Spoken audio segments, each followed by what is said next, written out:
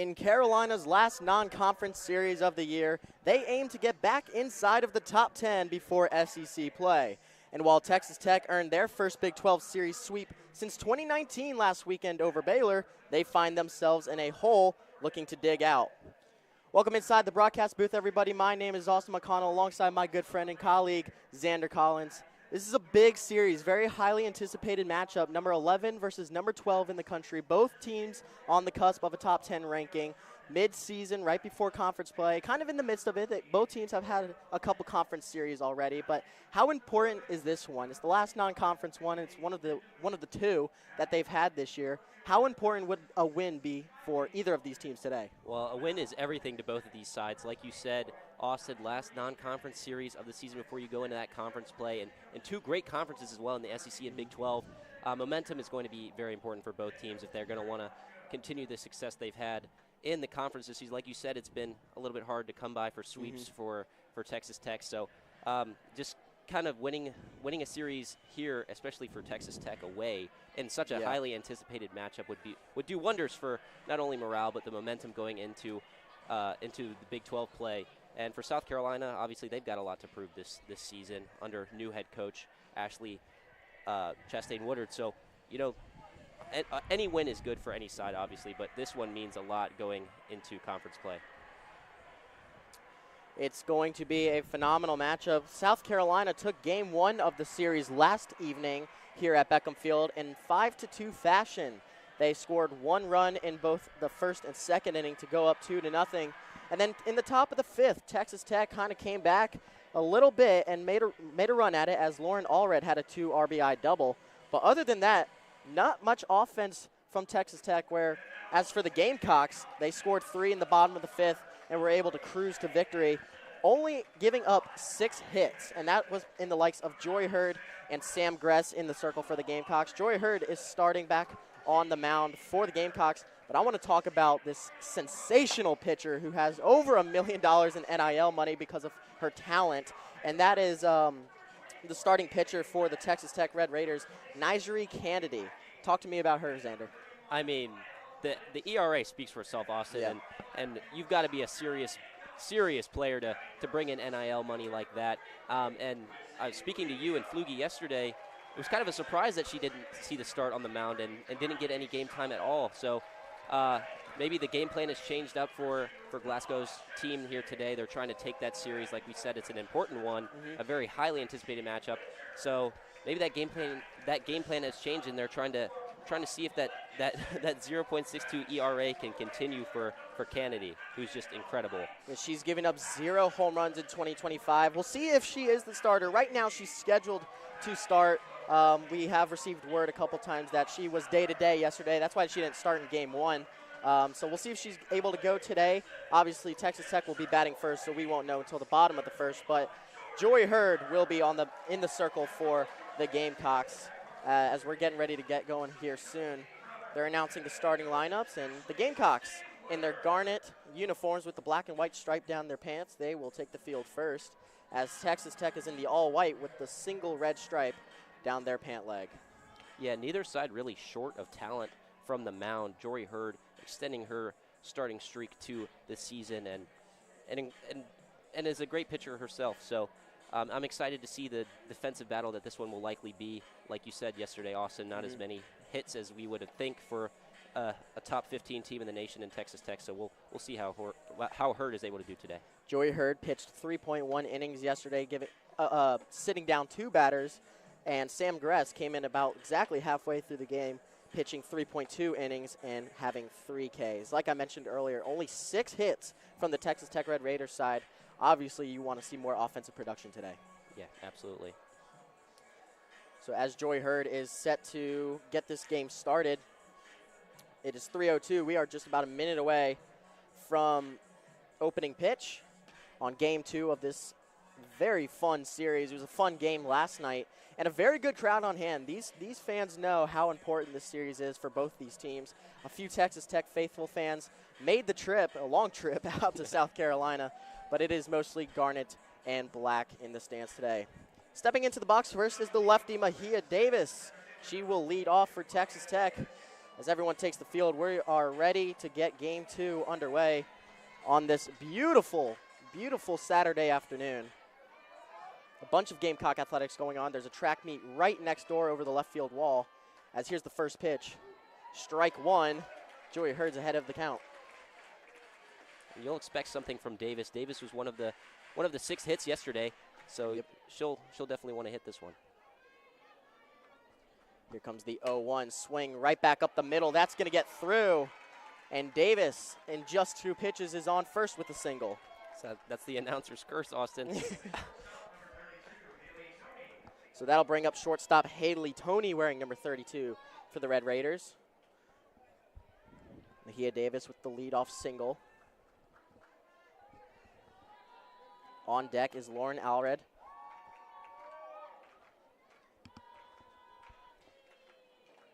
That ball's in the dirt, stopped by Lexi Winters behind home plate, and it's ball 1. Joy Hurd from Algonquin, Illinois, the only returning pitcher for South Carolina from 2024.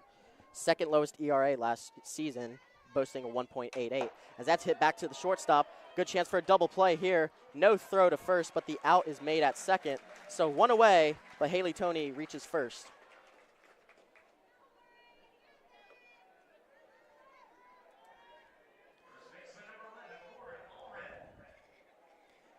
Look at the series history. I mentioned it last night's broadcast. This was the first time, or the second time they have ever played against each other. The first time was in 2020 down in Clearwater, Florida, where Texas Tech got the 5-1 victory, and then in similar fashion, South Carolina got a 5-2 victory last night. That one's inside for ball 1 on Haley Toney, or excuse me, Lauren Allred. Allred's a dangerous one to have at the plate, sent 2 people home yesterday for their 2 runs, so.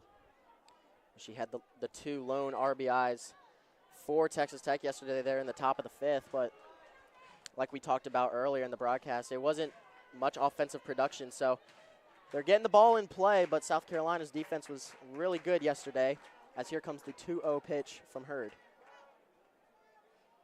Swung on, hit right back between Hurd's legs. Step on second, throw to first, double play! Wow. And right on cue, the Gamecock defense comes up big, and Allred gets thrown out at first to complete the double play, and we head to the bottom of the 1st. There's that incredible defense you were speaking about, Austin. And that's kind of unexpected for Allred, who's leading Texas Tech in batting percentage. She's going to want to hit that one a little bit off to the left or the right. And, I mean, it did go through the pitcher, but right to the second base to make that double play a lot easier than it could have been. Yeah, she was right like a couple steps away from the bag, so the scoop, the tag, and the throw to first was all purely beautiful, I should say. As now we are trying to figure out who's coming out for Texas Tech. It looks like it will be Nigeri Kennedy. I'm excited for this one. Yeah, this is a very, very good pitcher if we haven't stressed it enough. She's a dual threat, too. I mentioned she was day-to-day at the start of the series. On the batting side, she has 4 home runs and 20 RBIs, wearing number 24 for the Red Raiders. But on the mound, a .62 ERA, 10-3 record, and 124 strikeouts. So, yeah, she's pretty good. She'll be fun to watch. The Gamecocks had a lot of offensive production, unlike Texas Tech yesterday. So it'll be interesting to see how they handle a very strong Nigeri Kennedy who looks to be healthy after being day-to-day, like previously mentioned. That production for South Carolina always starts with Quincy Lilio, who .465 batting average is very impressive, and she'll look to get a stamp on this match very early on, and in what has been a very exciting game so far, even in the first inning. Ella Chansey was a big part of the offensive production as well. She had a double and 2 RBIs in that monstrous 5th inning. Bottom of the 5th inning for the Gamecocks. Lexi Winters opened the scoring with an RBI double in the 1st, and then Knight and Flint both had doubles as well. So they just know how to get on base. I mean, South Carolina leads the nations in doubles and doubles per game, so they just find the gap and they know where to hit it.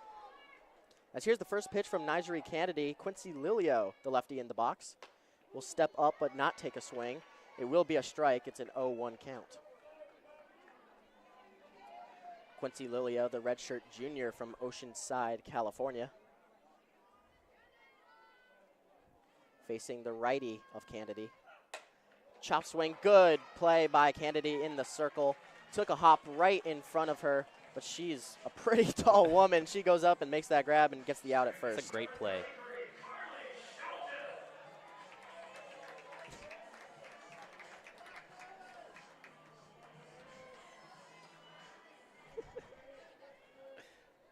Now in the box is Carly Shelton.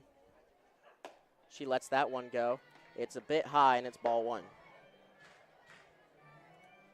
Shelton had a pretty good day yesterday, too, with 2 hits. Absolutely.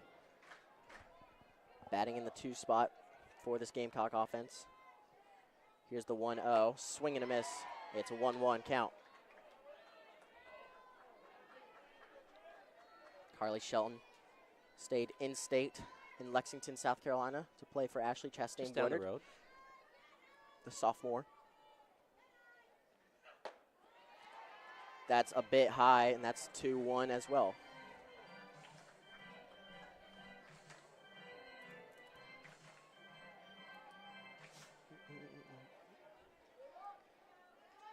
So 1 away here in the bottom of the first. Here's the 2-1 pitch from Candidate.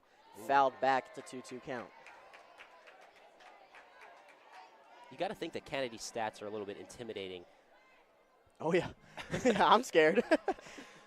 Like, how do you manage getting into the box against someone who rarely lets up any offensive production against her? As here's the 2-2. Check swing, and home plate umpire Eddie Hall's going to say she went. So that'll be strike 3. 2 away here in the bottom of the first. That brings up Ella Chansey. Ella Chansey leading South Carolina yesterday with 2 RBIs and 2 runs, and is one of those players that Chastain Woodard brought over from UNC Charlotte. Strike 1. Ella Chansey, a 2024 first-team All-AAC member, and she was also the 2024 AAC All-Tournament team. So she's racking up the rewards, and definitely a good pickup for the Gamecocks here in 2025. As here's the 0-1. Swung on, missed, strike 2. And Candidate, she's throwing some heat. She's throwing some heat, yeah. She's got a strong arm.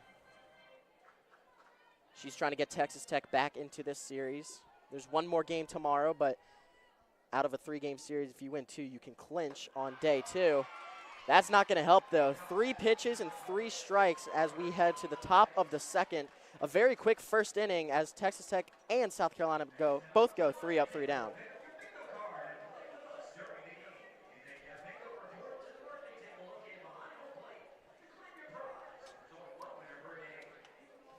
South Carolina unable to really test the outfield at all because of Kennedy's pitching prowess.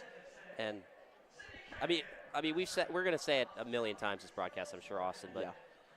How do you even get an ERA that low? I mean, I know she hasn't played as much as the rest of the team, and that'll affect it, but I mean, it's proving to be pretty true so far in that first inning. So definitely living up to her name and her statistics. Definitely no flukes. As batting in the cleanup spot for Texas Tech will be Alexa Langoliers when we come back for the start of the second inning.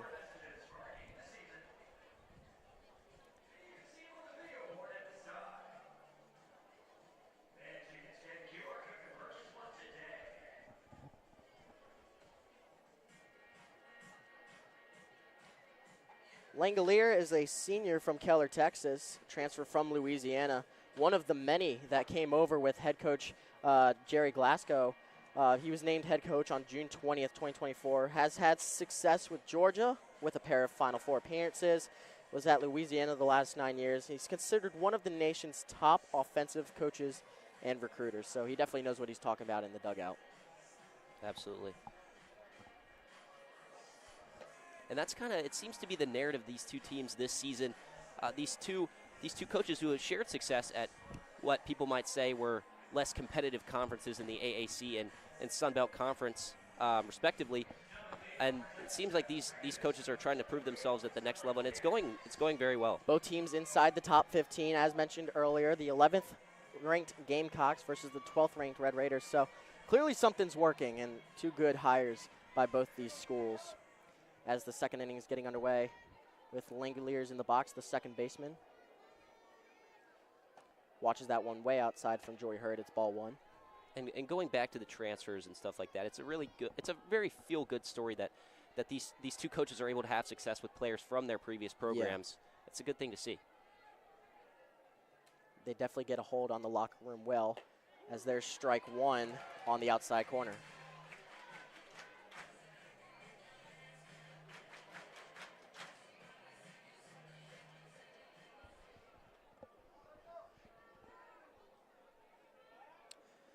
Here's the 1-1.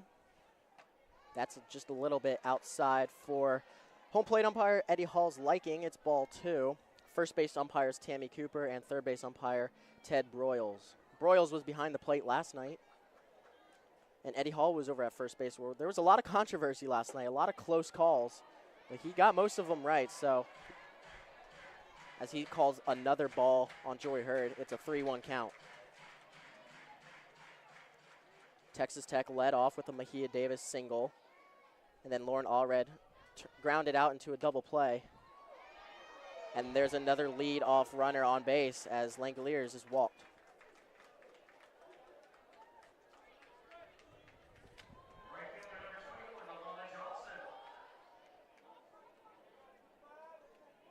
Alana Johnson steps into the box now.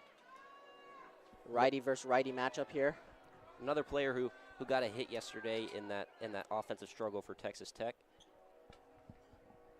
And the timeout is called by Texas Tech. Jerry Glasgow wants to talk it over. He brings Langoliers back from first base. Maybe a bunt's coming, maybe a strategic angle at where they bat it. I wouldn't put it past him. Yeah. You mentioned his coaching prowess at Louisiana. 6-time Sun Belt regular season champs during his tenure there, as well as 4 tournament championships in the Sun Belt Conference. I mean, he knows how to win games. He does, and with a game so compact as softball, if you can teach these players where to put the ball as much as possible, it makes for a great strategy, a good game plan. As here's a big shift from the Gamecocks. Sellers is in between first and second base, and then they have 3 players in between second base and third base. A swing that she wasn't really committed to was Alana Johnson, and that's going to be strike one. Like I mentioned, Carly Shelton is now on the shortstop side of second base, joining Blankenship and Chansey. Here's a hit. Fly ball into foul territory.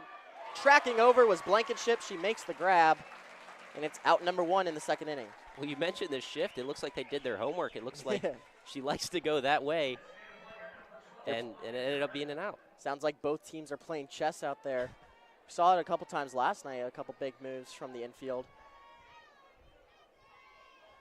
But this brings up Anya German, who was not in the starting lineup for this Texas Tech offense yesterday. But here she is batting 6th and takes strike one.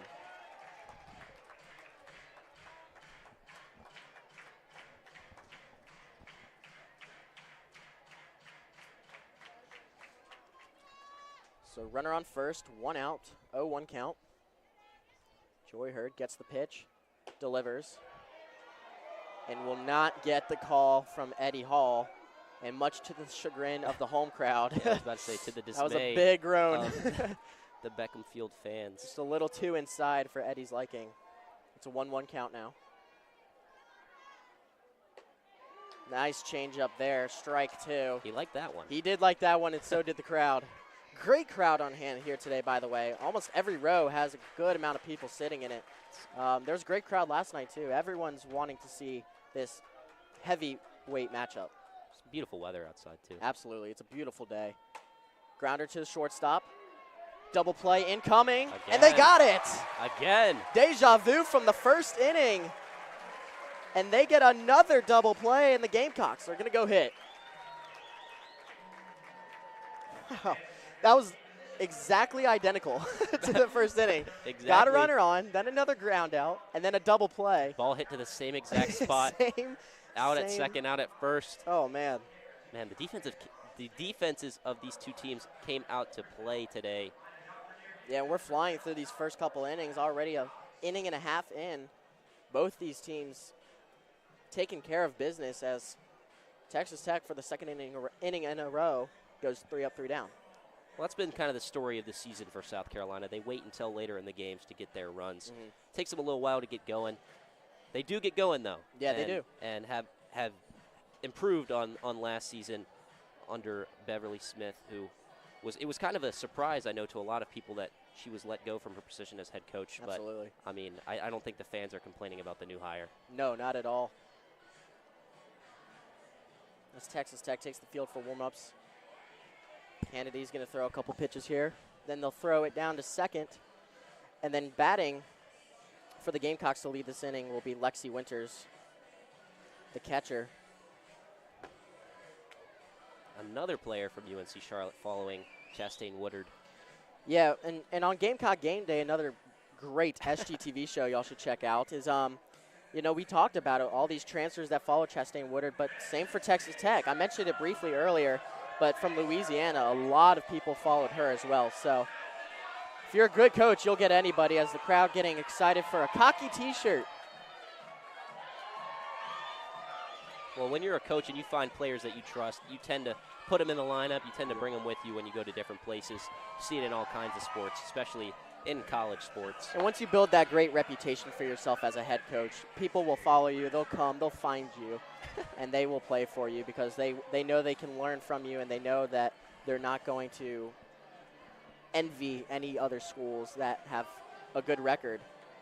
A lot of people bought into the hype for the South Carolina 2025 season, which was kind of up in the air. Didn't know how it was going to go, as there's strike one on Lexi Winters, the junior from Lexington, South Carolina.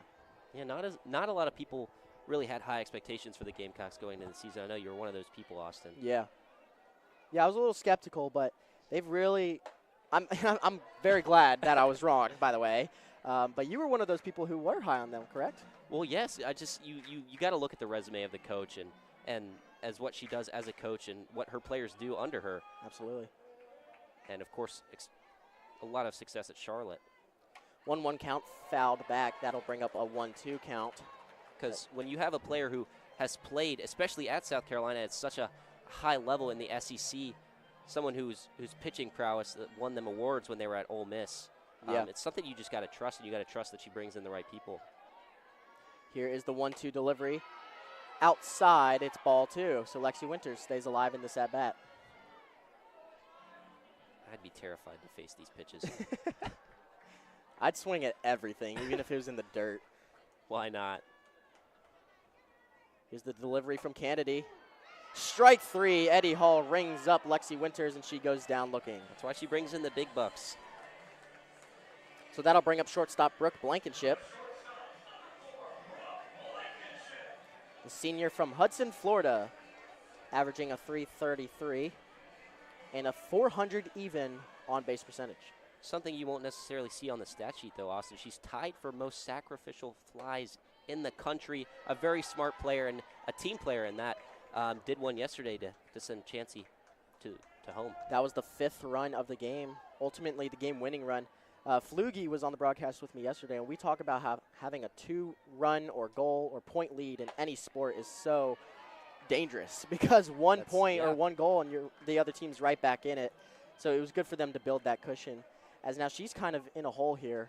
0-2 count coming up to Blankenship. Kennedy receives the word on what she wants to throw. Delivers. Check swing just a bit high. Ball 1. It seems like every player is just, like you were saying, trying to stay alive against Kennedy. 1 out, nobody on. The 1-2 count. Pitch on the way. Check swing. Also high. 2-2 count now.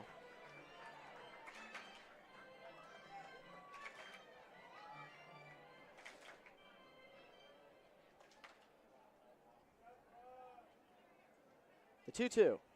Swung on, fouled back. I will admit, I jumped a little bit there. There's a net there. Glad the net was there. I was ready. Well, because when you focus on it, the net just disappears. Yeah, yeah. We, Yeah, once you kind of artificially see right through it, it's just. Yeah. And Oh. we put the window up as well. There was nothing to stop that. I hope you have good hands because you better be ready. It's a bigger ball than baseball too, so it comes at you pretty quick. That's ball outside. Brooke Blankenship has fought all the way back here in this count and is now at a full count. The full count delivery from Kennedy. Swung on, and she took so much off of that pitch. Went from throwing so much heat to an absolute changeup. That had to be 20 miles per hour less than what she was throwing. That had me fooled. I was ready for the heat too. But that's her 4th strikeout of the day already. And Kennedy giving her props to the catcher Valdez for a good call there. So Abigail Knight swings at pitch number 1, and she misses that, so it's 0-1 with 2 away. I don't hate it though. I like how aggressive they're being, swinging at a lot of things. Because I mean, as a great friend of ours, George Bagwell, said, you got to get on the base to score. Yeah, it's called baseball or softball. Got to hit the ball, got to get on base. It's pretty simple. That's how it works. On paper, at least. So I don't hate the aggressiveness right out the gate. Definitely got to be aggressive here. 0-2 with 2 outs. She swings at another one, and it's strike 3. It was dropped by Valdez, but Abigail Knight had no idea. And that is the 5th strikeout of the day for Kennedy already, and she's already dealing. You wouldn't believe she was day-to-day just a day ago.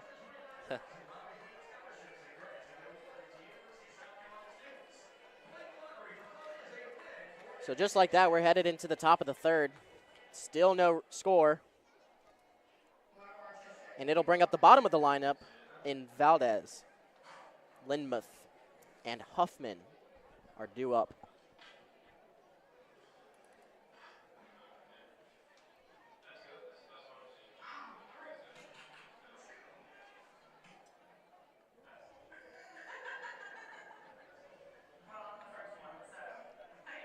So we've talked about South Carolina kind of being unable to get going early. They did well yesterday. Got 1 run each in the 1st and 2nd inning, took the 2-0 lead. Obviously that dangerous lead we talked about, but now they're kind of at a standstill. It's a rubber match between these 2 pitchers. So I mean, you were on the call at the Virginia game, and you out of all people will know that they like to strike at the end of the game. They like to make it interesting for sure. It's a fun watch when you watch this team. I feel like this is going to be a very obvious answer, but would you rather see them kind of jump on them early and then play with that cushion, or do you kind of want to just have them feel out Kennedy or Riacetta like from yesterday? Do you kind of want to see them feel out the pitcher so that they can attack later and kind of catch them off guard maybe? Well, obviously you don't want to have to rely on the last couple innings to win games. I mean, they're a very talented team, and they've been able to do that thus far this season. But obviously, I think you do want to strike early, and I think that's why they're coming out so aggressive, just trying to see if anything sticks. It's going to be hard to do that against the likes of Kennedy, but I mean, you never know if you don't try. So I like the approach so far. So Victoria Valdez will step into the box. The right-handed batter facing the right-handed pitcher of Joy Hurd, who's back out there for her 3rd inning. Check swing, strike 1. Like she never left. Neither of these teams really able to get anything going. That's just speaking wonders about Hurd and Kennedy.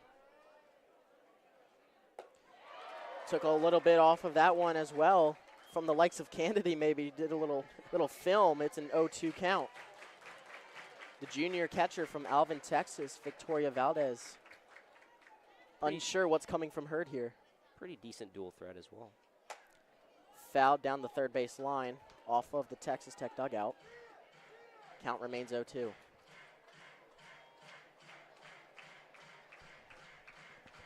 Valdez with 20 hits and 10 runs this season. For a catcher, I think that's pretty good, no? Definitely a lot of power, especially towards the bottom of the lineup. She's batting in the 7th spot as she lets that one go for a ball 1.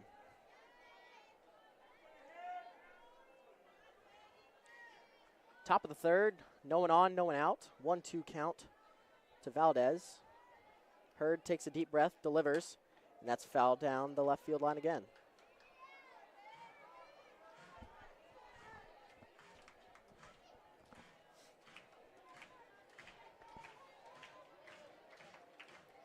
It's pretty windy out towards left field where we're looking at the athletics track. Who knows, maybe if you get a hold of one and you get enough power on it, the wind can help you get those extra 10 feet to get it yard. Well, yeah, it's the flags at center field are Ball going two. crazy. It's a very nice day, but it's also very windy, which could play into how things are playing out. A lot windier than last night. It was a little colder last night. This one's definitely in the mid to high 70s. Beautiful Saturday in South Carolina. Hit down the right field line. That's going to be foul as well. Abigail Knight thought about tracking over and grabbing it, but was unable to get there in time.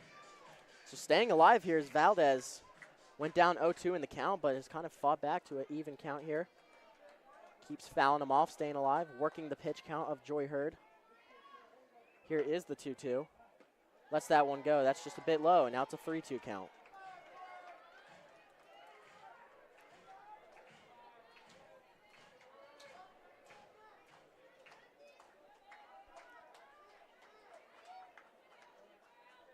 Full count pitch. Swung on, hit down the left field line. Pop fly, ranging over and making the grab against the wall is Emily Vinson. What a grab. Way to hang on to it, too. She caught it in foul territory, but really hit the wall kind of hard right by the open bullpen on the Texas Tech side.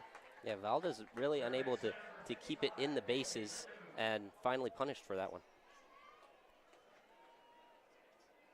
So that brings up Bailey Linmuth, the third baseman from Burleson, Texas. Wearing number 55 for Texas Tech.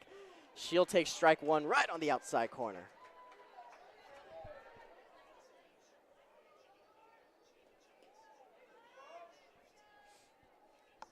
On deck is Kylie Huffman. And then after her, it'll be the top of the lineup. But so far, it's been 3 up, 3 down for Texas Tech. That one's high. It's ball one.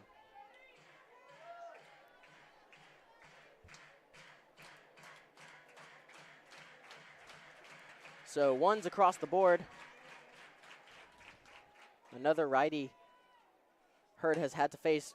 Slow dribbler down the left field line. Throw to first. In time. Tammy Cooper was very dramatic getting that arm up, but she eventually does, and it's 2 away. That was very close to going foul down that line, too. Ella Chansey was able to get her glove on the ball before it went foul, keeping it in play and getting the out. And that brings up Kylie Huffman.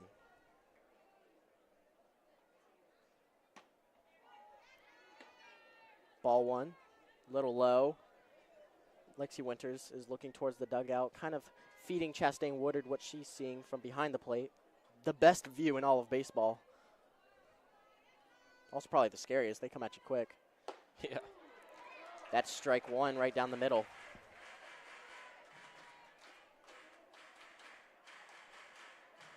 Did you ever play baseball growing up? T-ball or anything? Not even T-ball, no. Really? No. I mean, more of a soccer guy, right? Yeah, so kickball was really more my forte. It's close enough. Grounder through the gap and into right field. And keeping the top of the third going is Huffman as they're back to the top of the lineup. That's got to be a good feeling. Last person in the lineup can really start to get the momentum going for the top of the lineup when they come back. So Mahia Davis is back up. She is the leadoff batter for this team. As here comes a pinch runner for Texas Tech. Kylie Huffman's going to come off. And out comes number 7, Logan Halliman, the sophomore from Flower Mound High School. Normally plays outfielder. She's pretty quick. Gotta be. And anything in the outfield, she can stretch to a couple bases. A little hard from first, but we'll see if Mahia Davis can keep this inning going or if Hurd has something to say about it. She's 1 for 1 tonight, had a leadoff single in the first. Really high pitch, but a great grab by Lexi Winters. Halliman was ready to run from first, had that ball got past her. That was a great play by Winters. Austin, I'm curious what you think the ceiling is for these two teams, because they're pretty similar in the rankings and stuff like that. New coaches. Grounders to second base, and that'll be the third out. We talked about it. We've talked about it in Gamecock Game Day the last couple weeks, and our great anchor, Ryan Stinson, has asked us that very question. I think it's kind of the same for both these teams. I think genuinely they could make good playoff runs. Obviously, it depends how they do in their conference, because that's really when you start to see the interplay and how truly good they are. But this is probably the most even matchup the Gamecocks will have all year. They are both. Texas Tech is 23-8. South Carolina is 23-5. So it's very similar. I think both of these teams could be hosting a regional come NCAA tournament time. They'll see 3 different teams from around the country. I think they could make a run. I think both teams could make it at least to the second round. It's pretty hard in baseball to do so, because it's one game, but if you lose one, you still have double elimination. Yeah. So you're going to see a couple teams a couple times, and that could be either good or bad for these teams. But what about you? What are you thinking? I ask Austin because both teams have had some pretty close losses to some of the best programs in the country. Obviously, Texas Tech doing a little bit better in conference play right now than South Carolina, but, I mean, South Carolina to give Oklahoma as close a series as you can get while being swept. And even Texas Tech lost by only 1 run to Texas earlier in the season. So those obviously being some of the most premier programs in the country for softball. These teams just feel very similar. I was wondering what you thought. Yeah, and you could hear it in Chastain Woodard's interview after that Oklahoma series. Like, it was unfortunate. They lost every game by 1 run. So 3 runs in a total of 3 games. That's tough. It's heartbreaking, and I think that kind of bled into their next couple games where they lost a bad one midweek, and then they lost their first one against Georgia. But they did a great job making sure that they didn't let it affect their whole season. They weren't down. They rebounded well. They've got their heads screwed on right, and they're both trending in the right direction. Swing and a miss there from Natalie Heath, who's batting in the 7th spot for the Gamecocks in the bottom of the 3rd. Well, you got to think, even though it's not the result you want, it's got to be encouraging to see that even with new players and new coaches that you can compete with the best. I'm watching this wasp come through here. Fouled back. Big fear. Actually, it's kind of baseball related. I played baseball growing up, and I was in the outfield, and I picked up a ball, and there was a yellow jacket on the ball, and it stung me. And ever since then, I've been scared of. Haven't played since. Haven't. Yep, that was it. High fly ball into deep left field. Ranging back for it is Huffman, and that is off the foul pole and gone. Wow. Home run for Natalie Heath, and that erupts the crowd. Just staying fair long enough. And maybe that was help from the wind I was talking about earlier in the inning. That had some carry on it, and Natalie Heath goes yard. That's about as perfect placement as you can get, and she'll come back to the rest of her teammates celebrating because they got going a little bit earlier than they usually do. So that'll have a little bit of a cushion for them, like you were mentioning earlier, Austin. So. And that is going to kill Kennedy's momentum. She had 5 strikeouts on the day already, had 5 in a row. Her last 5 batters she faced, she struck them out. And that is a great momentum swing from Natalie Heath, as now Emma Sellers takes strike 1. And the game should come a little bit easier now for the Gamecocks, so they know that Kennedy is not untouchable, as her ERA would suggest. So, swing and a miss from Sellers. It's strike 2. If I'm not mistaken, that is Natalie Heath's first home run on the year. What a way for it to come as well. I am completely wrong. That's her 6th. First one of the game, though. Yeah, first one of the game, first run of the game. That was really high. Some nerves maybe setting in for Kennedy after going down 1 run. So in the bottom of the 3rd, it's a lead-off home run from Natalie Heath. Very strong hit from her. The 1-2 pitch is fouled back from Emma Sellers. I mean, that went off the foul pole. Like, because it was inside of the foul pole, that's considered fair. That's a home run. That's hard to do. Like, it must take 100 tries before you could do that if you were to really go for it. It didn't initially look like it had the distance because it got hit so high. Right. Shout out Dude Perfect for that one. That was good.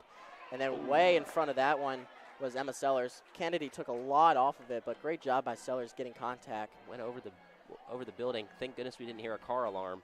Not yet. We'll see where it bounces, but glad we're not parked over there. No. That's more back behind us is more of the tennis courts. That's more kind of to the right. It's a great athletic facility we have here in Columbia, South Carolina. As that one's in the dirt. Took some off of that one as well. Kennedy pats her chest saying, that's my bad. 2-2 count.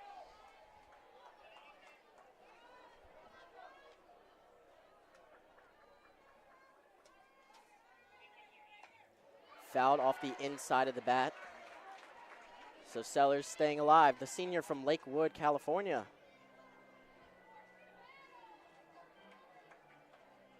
And if I'm also recalling correctly, I think this is like the 30th season South Carolina softball has featured someone from the state of California. That's a swing. Crazy stat. Eddie Hall checks with Tammy Cooper. She says she did not go, and it's a full count.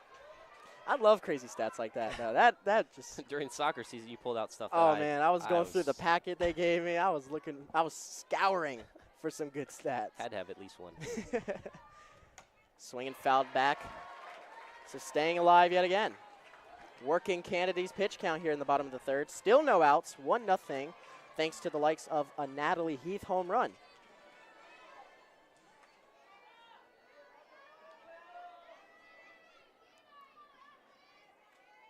Three-two count.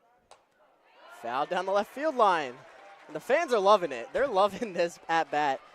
I think they're near the 8th or 9th pitch at this at-bat. This is a long one for Emma Sellers and Nigeri Kennedy. And you can see some of that fatigue start to set in for Kennedy. Like you said, coming back off of a little bit of a tweak. And it's in the dirt, and Emma Sellers is fired up. She saw that one go right past Valdez, and she's going to walk to first and avoid the first out of the inning. So there it is. There's that momentum you mentioned at the beginning of the broadcast. Now out coming to visit Nigeri Kennedy is associate head coach Tara Archibald. She's going to go make sure Kennedy's still mentally checked in. It only takes one at-bat to kind of change the whole story of a game, and that's what happened with that home run. Yeah, and it's tough on the road because you have the crowd to go against too. Texas Tech, after their loss yesterday, is now 4-5 on the road. 8-1 at home, 11-2 at a neutral site, so they know how to win at home in front of their crowd, but they've just struggled on the road just a bit. So now Emily Vinson made that great grab in the top of the third, ranging into foul territory, fouls that one off. That was a great grab.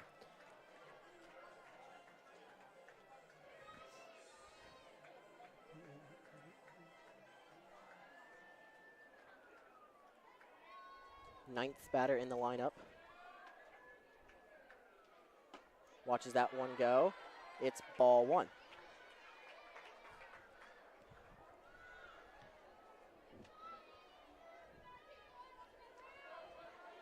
Definitely a bit windy in here. All my stuff's rolling around. Thanks to Reece for helping me out a little bit. That highlighter just does not want to stay. I know. He's rolling around. He's ready to move. Tape that bad boy down. I might, actually. That's a good call. He's going to look so stupid. Boom. 2-1 count. 2-1 fouled straight back this way. You didn't fall for it that time. No. I was ready for that one, thankfully. I think we would have been in the clear if there weren't a net that time. Yeah, that was a little lower than the last one. Hope it takes out this wasp up here. 2-2 count. Swung on, fouled on to the right side. Now that could be problematic for us. No, we're pretty far away. That's going to land over in the beach volleyball courts or the tennis courts. Yeah, maybe the tennis court. Yeah. But now Vinson. Hopefully no one's practicing over there. We saw some when we walked in. I'm not sure if they're still out here. I know they had a match yesterday. But Vinson gets rung up on a changeup from Kennedy. Back to the top of the lineup now. And so now one away with the runner on first. And like you just said, Zander, Quincy Lulio is back up. That is Kennedy's 130th strikeout of the season. maybe getting back in her groove here. Strike one on Lilio, who grounded out back in the first inning.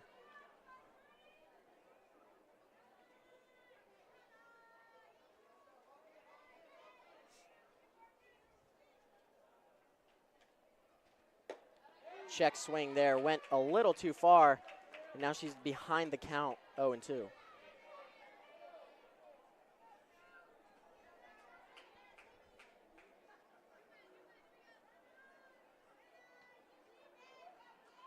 Lilio, also from California, resided in Oceanside before moving down here, as she's going to hack at one end to left field, but right underneath it is Kylie Huffman, and there's 2 away.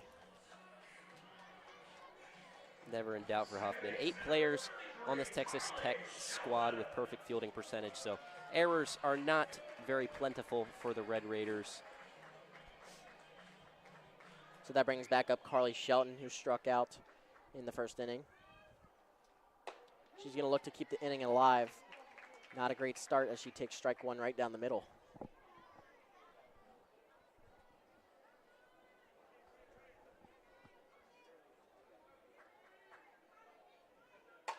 Swung on, hit deep into left center, but right underneath it yet again is Huffman. And a routine flyout will bring us to the top of the 4th, but not before the Gamecocks got 1 run thanks to Natalie Heath, homering at the top of the inning.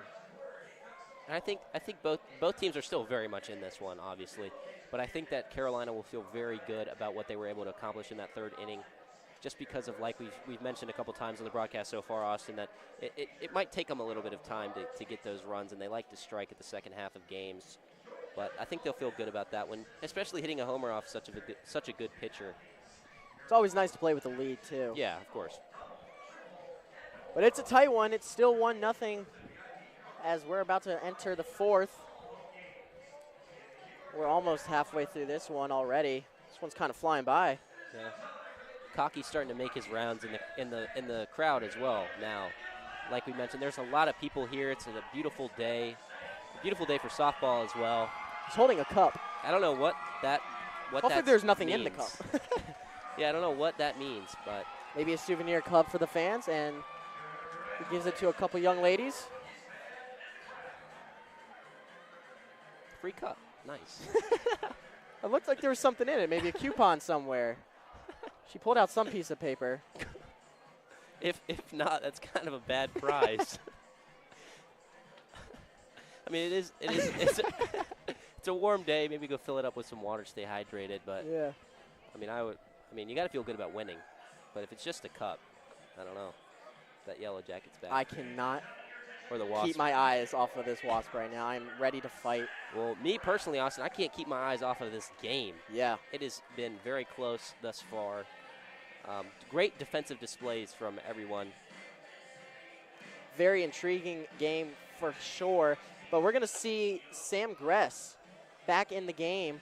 Joy Hurd pitched the first 3 innings, but now Sam Gress, who came in yesterday and helped finish the job for the Gamecocks. Yeah. It looks like Chastain Woodard's going with the same game plan. Really helped the Gamecocks take home that victory yesterday. And yet another player transferring over from UNC Charlotte. Yep. This is someone that we know Chastain Woodard trusts a lot. A big player for her with both of their times as 49ers. So. She's from Harrisburg, Pennsylvania. In her 6th year, last year was 2024 second team All AAC and 2024 AAC All Tourney. So definitely did her due diligence in Charlotte. And she's going to get Haley Toney swinging on strike one.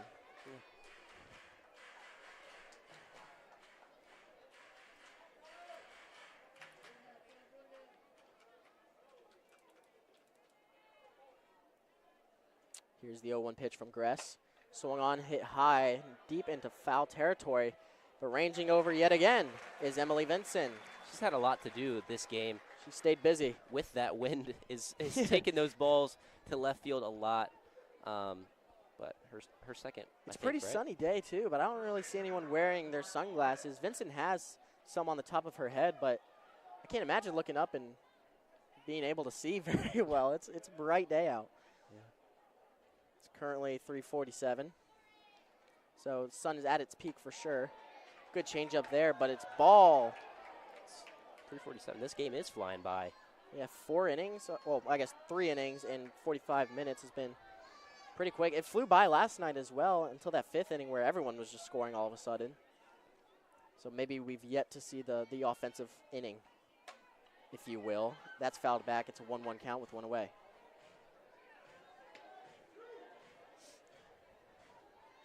Both teams with some pretty impressive resumes this season.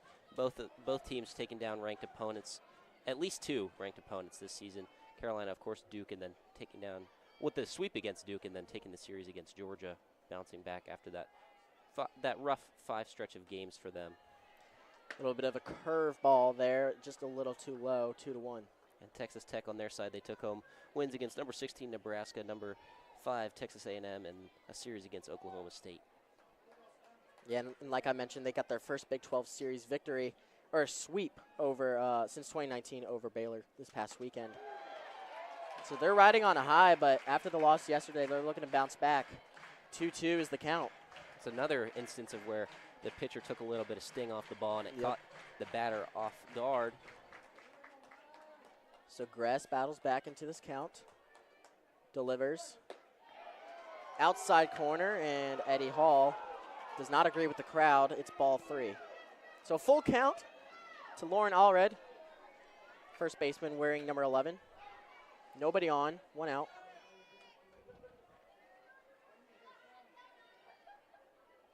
And here's the full count delivery. Fouled off over the Texas Tech Red Raiders dugout.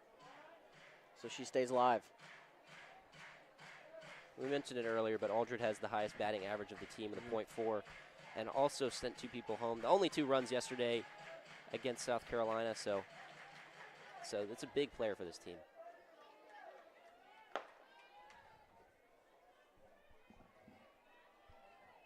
Another full count delivery, and he rings her up.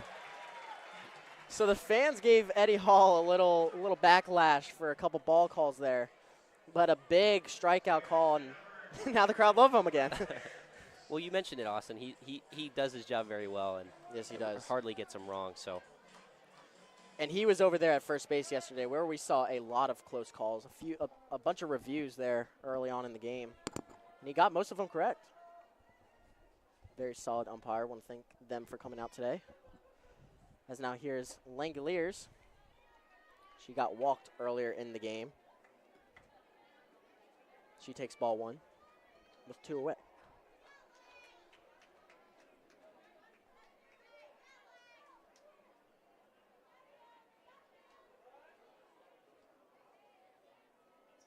The 1-0.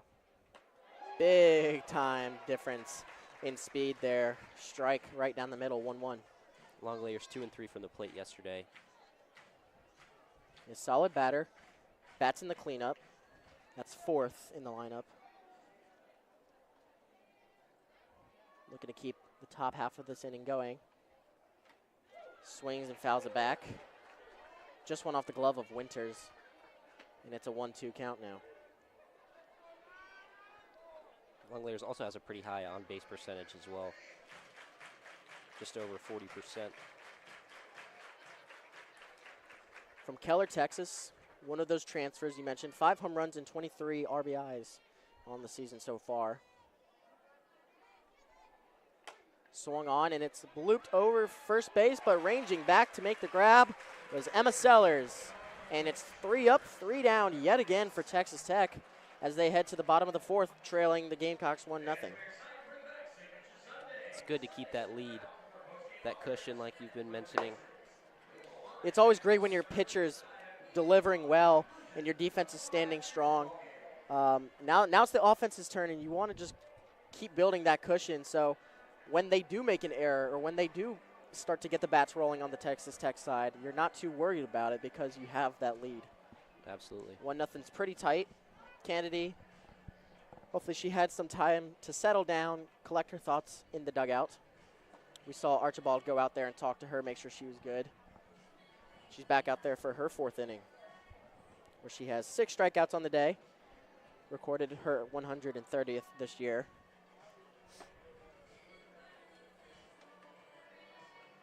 From Topeka, Kansas, transfer from Stanford. Been all around the country. Yeah, she's a junior, so must have played her first 2 years there in Stanford. It's true. Been transferring here. The Cardinal, is that the Stanford mascot? Yeah. It's a big tree, right? Yep. Yeah. It's Some not what mascot. you would think. It's not a bird. Nope. It's actually a tree. And to be honest, we need our tree expert George Bagwell in here.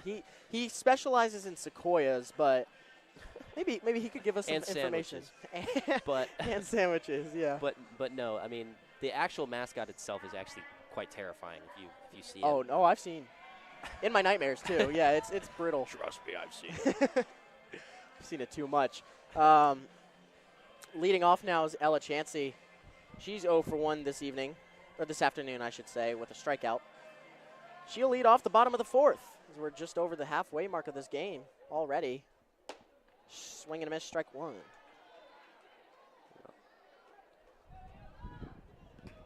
Had herself a night last night. Led the team in RBIs and runs with 2 each. She'll want to make up for that one she lost earlier today. Watches that one go. It's ball 1. So an even count now. Has that 312 average, 451 on base percentage, and 24 RBIs. She's been very helpful to the Gamecocks at the plate, batting 3rd in the lineup.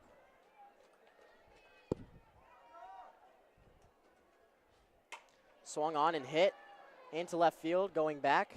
And another left fielder who's been busy today is Huffman. She's made the last few outs for the Red Raiders. Yeah, hardly anything coming to the right side. Could be a coincidence. Could be the wind. Don't know. Until we get down there. It's definitely windy. Maybe I need to just cut my hair, but my hair is going all over the place. My sheets are blowing a little bit. But Lexi Winters is now up. She's 0 for 1 as well with a K. She stands in the box and takes strike. Oh no. Oh yeah, strike 1. Okay. I was about to say that would have been an interesting call. It's right over the plate. She helped open the scoring last night too, with her hit sending Chauncey home. Chansey. Oh, okay, that got me again. That's the second time. You can't keep falling for it. Maybe I'm too jumpy. I gotta chill out a little bit. Mellow out. So it's an 0-2 count now with 1 away here in the bottom of the 4th. It's 1-0 game. South Carolina leads over Texas Tech. Swings at that one and right back to Huffman. She didn't have to move that much this time. And she makes another catch. It's like they're playing catch with each other. Yeah. Looks like warm-ups, those drills. It was the same exact spot, so it was like a drill. Yeah. So Brooke Blankenship now up. Also 0 for 1 tonight with the K. You're going to hear me say that for the next couple batters. Yep. As that was the 5-batter streak Finally, Kennedy went on, sitting him down. Finally coming back around. Yeah, finally started putting it in play. And I mentioned it earlier. A very smart player, Brooke Blankenship, is tied. I said it earlier, tied for most sacrificed flies. So she knows how to be a team player. She knows when to pop that ball up and let people get home. The shortstop from Hudson, Florida, was a Florida State transfer, has been at USC her last 2 years. Also led the team in sacrificed bunts last season. So team player. Team player, glue girl, if you will. 2-1 count, 2 down. And it was that kind of play that actually led to another Chansey run last night. Her other one. Yeah.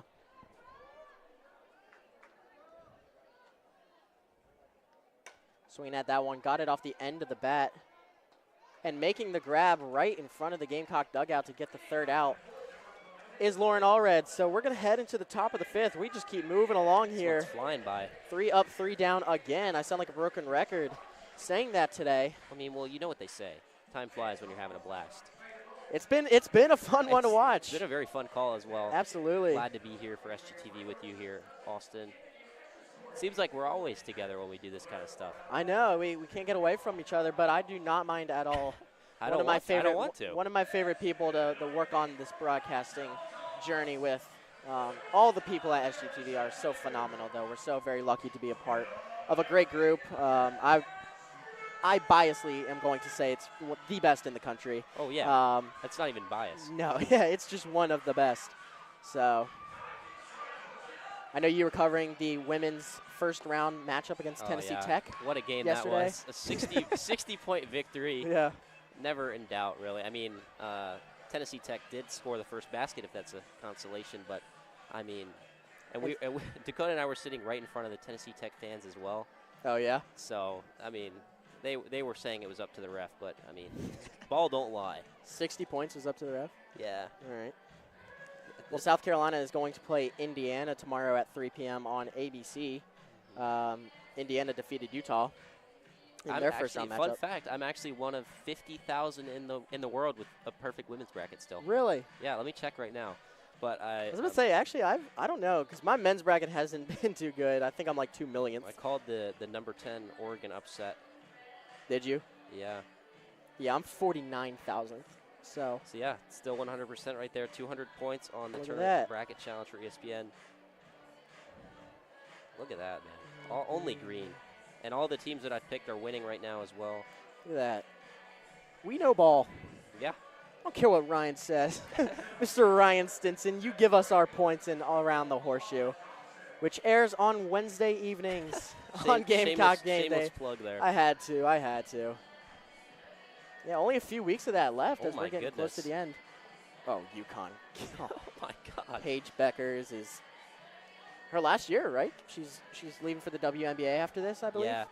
So I think she's out of eligibility. Yeah, so she's gonna be putting it all on the line. Just a 69-point victory for UConn. Something today. Slight. They'll definitely be a threat in the tournament. Strike one on Elena Johnson, the right fielder, leading off this fifth inning. Batting .271 this year. Quick recap, Natalie Heath for the Gamecocks is the lone scorer tonight as she hit a solo home run in the bottom of the fourth. Top 50,000. Look at that. Yeah, I think mine said I was something like that too. So nice. I don't know. I can never predict the right upsets. I predict some, but I never get the right ones. March Madness is both the life and death of me for the next couple weeks. Swung on, hit down, foul down the third base line.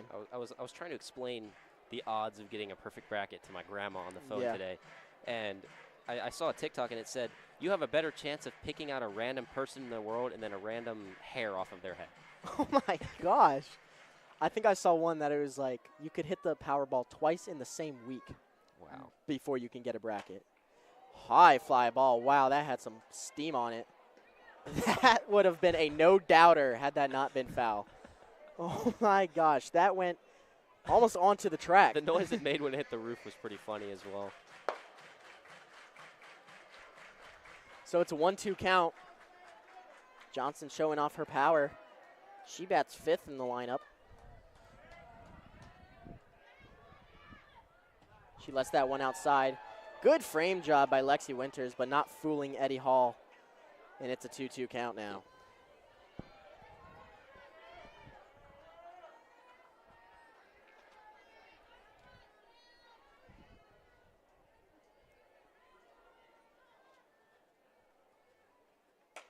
Change up, a hit into the left center gap. Ranging over, though. Who else but Emily Vinson making the grab out in left center. She had to work a little harder for that one, though. Yeah, she did have to move to the left, but that's like one of the first hits that beat the pitcher that was in the middle. Yeah. That wasn't to the left. Right. So now Anya German grounded out in the second inning. Like I mentioned, was not in the starting batting order yesterday. Big snag from Winters as that almost went over everyone's head. Ball one with one away.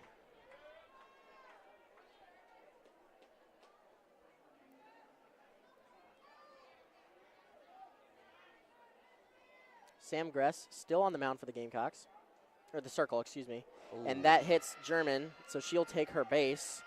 That went off kind of the elbow, maybe the shoulder, but she's got a padding there, so she's able to shake it off pretty quickly. I felt that one up here. Yeah, that does not feel good. Softball? Good. Oh, man. Yeah. Oh, man.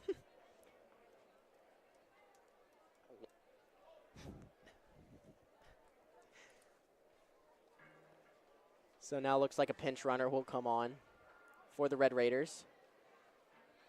That's going to be Michaela Garcia from Lubbock, Texas. Went to Friendship High School, transferred from UT Tyler.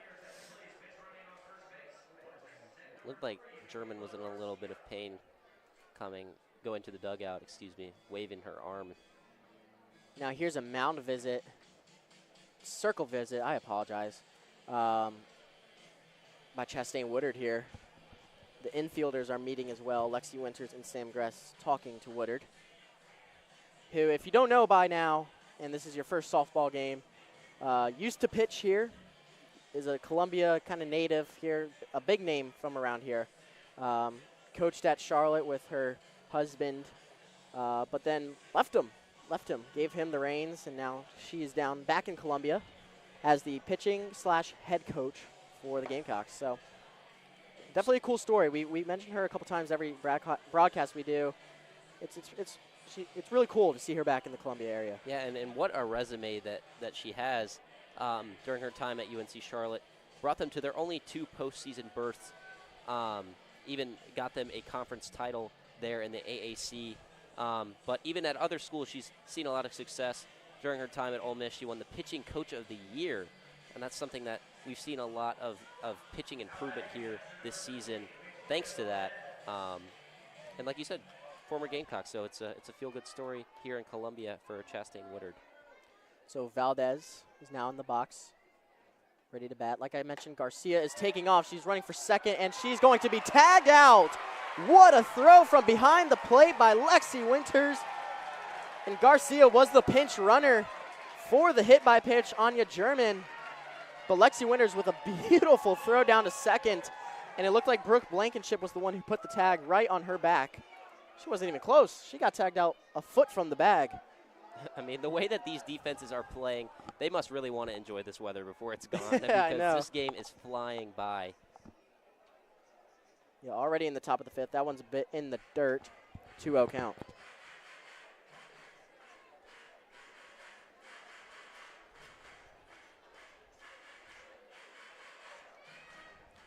So 2 away here in the top of the 5th. Still a 1-0 game in favor of the Gamecocks. Thanks to Natalie Heath's home run to left field. Very big change up, and it's a 2-1 count now. Strike on the outside corner. Just 1 strike away from keeping that lead going into the offense. Here's the 2-1. Bit high. 3-1 count now. Or, excuse me, I read the count wrong.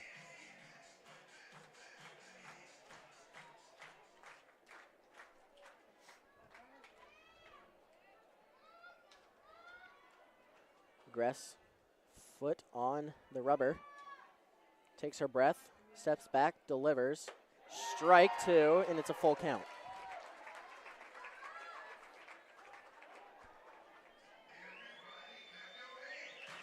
I think we've heard this sound a lot tonight. Clap your hands. Crowd's into it, though. It's a very energetic crowd watching every pitch. Love to see it. Love to see it. Full count pitch on the way. Hit towards second base. Easy play there for Carly Shelton, who almost missed the throw at first, but gets the ground out. And that's going to do it for the top of the 5th. We head to the bottom of the 5th now, where the Gamecocks will look to extend their lead. And a South Carolina staple as Hootie and the Blowfish comes on here at Carolina Softball Stadium. I don't think there's ever been a sporting event in South Carolina that hasn't had Hootie and the Blowfish. They mentioned it last night. Hootie and the Blowfish started right here in Columbia, South Carolina. Darius Rucker, before going kind of solo there, was the starter of all of it. Was a freshman here, I think, when just in his dorm. He just found a guy who could play the guitar. Darius Rucker can sing. And now they're doing pretty good for themselves. we should start a band. We should. Do you play any instruments? Nope. Neither do I. Nor can I sing. So, no. Well, we'll figure something out. Flugie is in a band, though. Oh, so shout out to Flugie's band. He was telling me about it last night. Last night was our first broadcast together, so we got to learn a lot about each other. Great guy, by the way. Yeah, he can play the guitar. I'm not sure if he sings, but he can play the guitar. He's also from Virginia. He is. Yeah. I know. I heard y'all talking about that the other day. Yeah, some of our family members used to work together. Great guy. Yep. He's a big Washington Capitals and Baltimore Orioles fan as well, so lots in common between us three. Yeah, seriously. And another shameless plug. He was a guest on our show, the latest episode of our show, Gamecock Game Day, on SGTV. So if you like Austin and I just talking to each other about sports, you go ahead and check that one out. Because I think it's pretty great.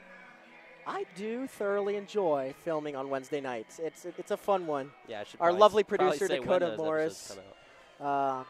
has done a great job producing. Obviously, we've mentioned we like to give Ryan Stinson a lot of crap, but it's all in good fun. He's It's all great it's all guys. love.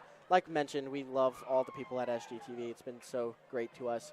I want to thank Reece for coming out and helping us out today, this weekend. He was here last night as well. He's doing all the work I have no idea how to do, all the engineering.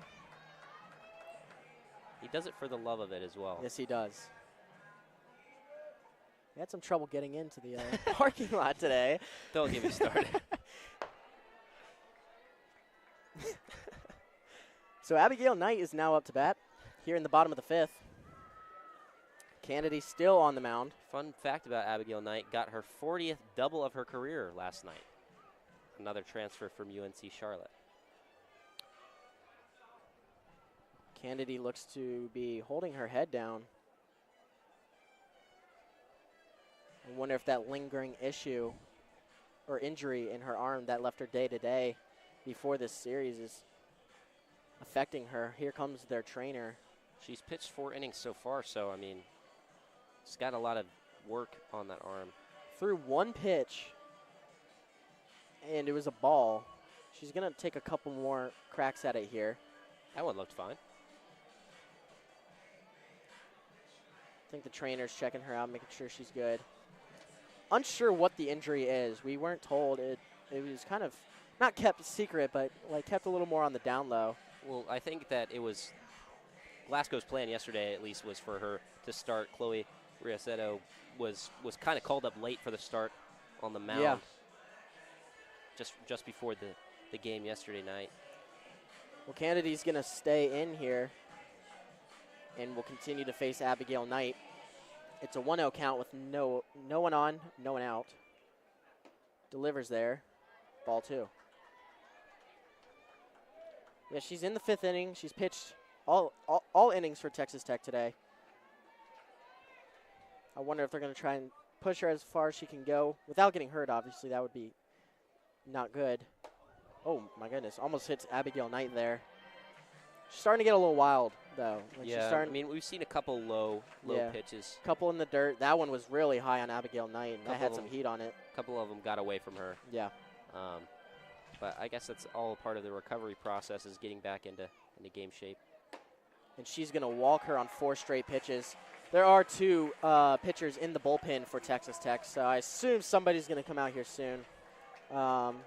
Glasgow and Archibald, making sure they know who they want to go with. So there's a runner on first as Abigail Knight is walked.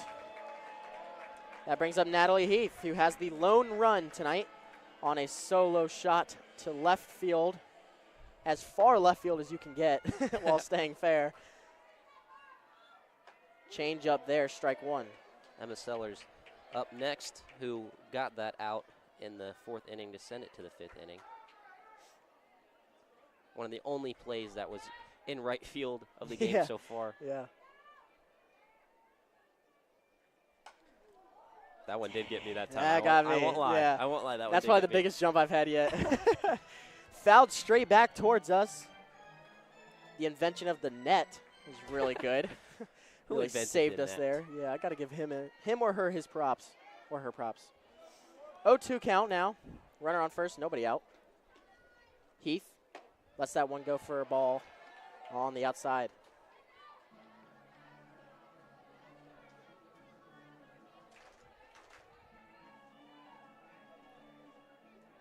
Wind still blowing. It's blowing a little more in now towards the field rather than out.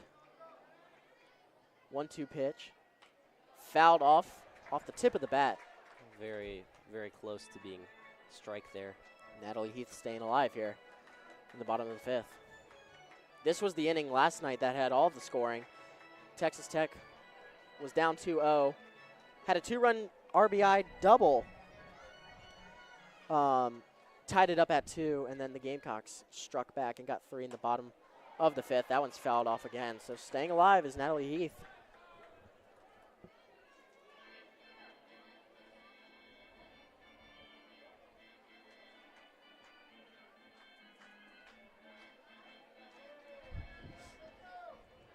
So the 1-2 count now. Again, 1 on, no out. Big time changeup. What a beautiful pitch from Kennedy. Heath was expecting a lot of heat on that one. We've seen a lot of that today. That's where the chess match comes in, is what are you going to throw? When are you going to throw it? How are you going to throw it? Can you throw it? When, where, how, you know, kind of thing. You know. Yeah, yeah.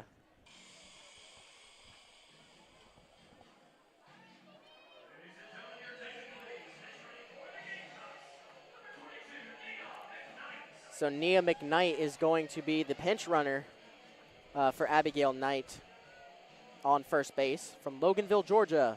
2-time second-team All-State in her high school. She has high school records for RBIs, home runs, and SLGs. Is ranked the number 17 player according to extra innings. She is a freshman.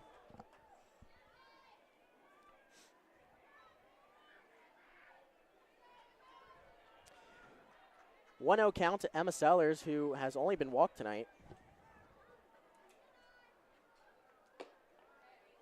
And it was an electric walk. I mean, she fought about 9-10 pitches off, got back in the count, and the crowd loved to see that one back in the third inning.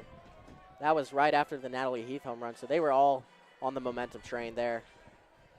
Imagine they're trying to keep these at-bats as long as possible for Kennedy.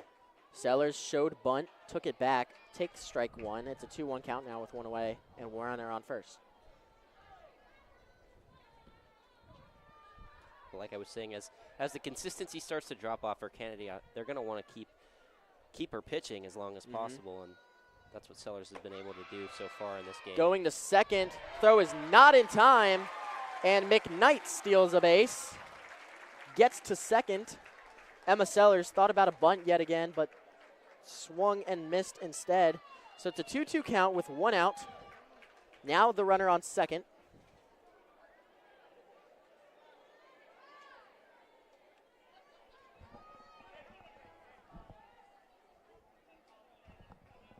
And they want to review this second base call. Glasgow came out and went to Eddie Hall, the home plate umpire. It didn't look close enough to go to a review. I thought she got under it. That's the second stolen base attempt we've seen today. Texas Tech tried to steal one at the top of the inning and was gunned out by Lexi Winters. But that was pretty obvious. I don't think there was any debate there. No. This one was a little closer. They want to make sure they didn't get McKnight on the back. The original call on the field is safe.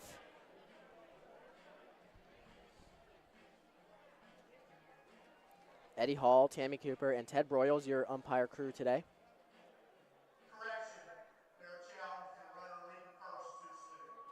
Oh, so they're not even challenging the tag. So that was our thinking, because it looked like she was in there pretty cleanly. They are now reviewing if she left first base too quickly or not.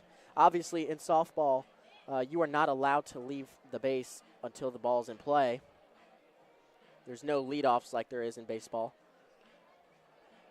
Base paths, excuse me, oh wow, that was bad, are a lot shorter. The field is a lot more compact. Everything happens a lot quicker on a softball field. So they're going to the SEC Video Center.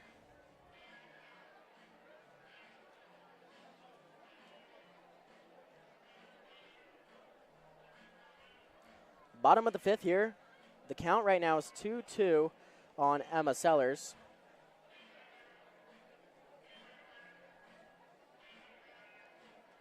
And we're trying to take a look at it now.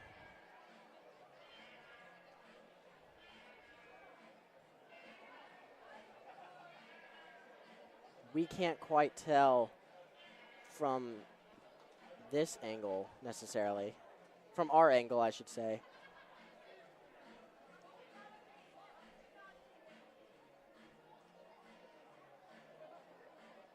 It's close, though. It's a close call. One side will be very happy, or relieved, I should say, and one side will be very displeased. Pending the call here. Tammy Cooper steps away from the video monitor, and here comes Ted Broyles to give the news to the Columbia crowd. The call stands. She did not leave first too early. So a stolen base for Nia McKnight. And now we have a runner on second with just one out. Like previously mentioned, 2-2 count to Emma Sellers. Here's the pitch from Kennedy. And that's going to be hit off the kind of the inside part of the bat, the handle, if you will. And making the grab is Lindmuth at third. An easy one, too. Very routine. So 2 away here. Emily Vinson is going to be, they did this last night as well. We talked about the pitching strategy with Joy Hurd and Sam Gress kind of splitting innings. Now Maya Flint is going to pinch hit for Emily Vinson, which is also something they did last night. Maya Flint from Rockland, California. Number 14 catcher in the country, according to Legacy Legends. Not bad. That one's inside. She takes it for ball 1.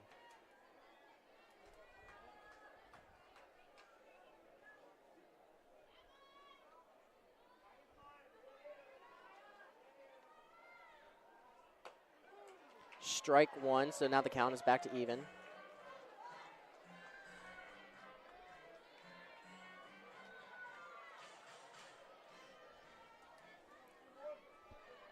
Maya Flint, the freshman, wearing number 31 for the Garnet in black, cracks that one, and that is coming towards us. That was a little closer. That was for it. And that's the one we didn't flinch at, really? The one that actually got over the net? That didn't really have any sting on it. No, that was more of a pop-up, but it brings the count to 1 and 2.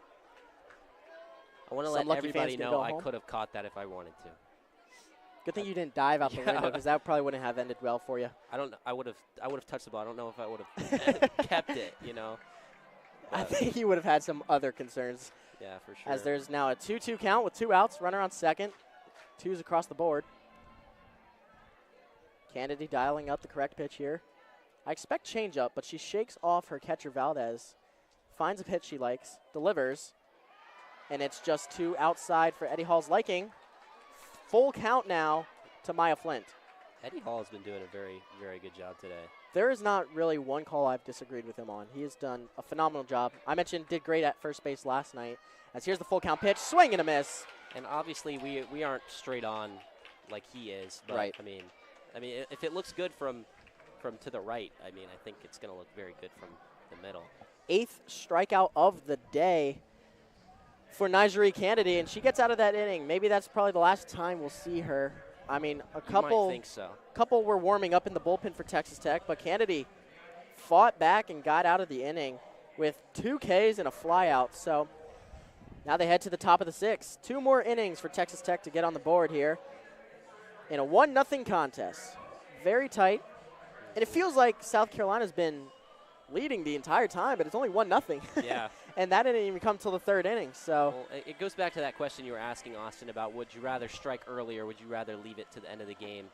I mean, we're seeing it now because playing from behind, especially as the game starts to get closer and closer to that 7th inning, it becomes harder and harder to claw back. Yeah. So South Carolina kind of breaking the norm of the season, striking a little bit more early in the game, and they're looking to ride that one out until the end of the game. Especially in what has been a very big defensive game, I would think. Both pitchers playing very well. I mean, we haven't even need to mention really anybody being on base in general. There haven't been a lot of people that have been able to get off of the plate and go to the bases. So, defensive battle for sure between these two teams who are very close to each other in the rankings. Tomorrow, the series wraps up between South Carolina and Texas Tech, Sunday, March 23rd for 12 p.m. first pitch time. As now pinch hitting for Bailey Lynmouth is number 14, Reagan Jennings. She's got 13 RBIs on the year, the sophomore from staying in state, Texas. She's the lefty batter. She will face Sam Gress, who continues to stand in the circle. Top of the sixth coming up, 1-0 game.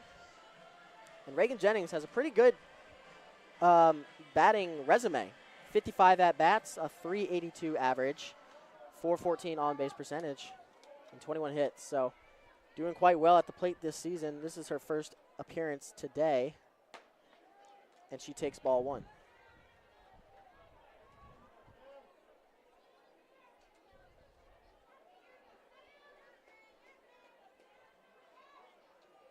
Standing all the way back in the batter's box to the right of Lexi Winters.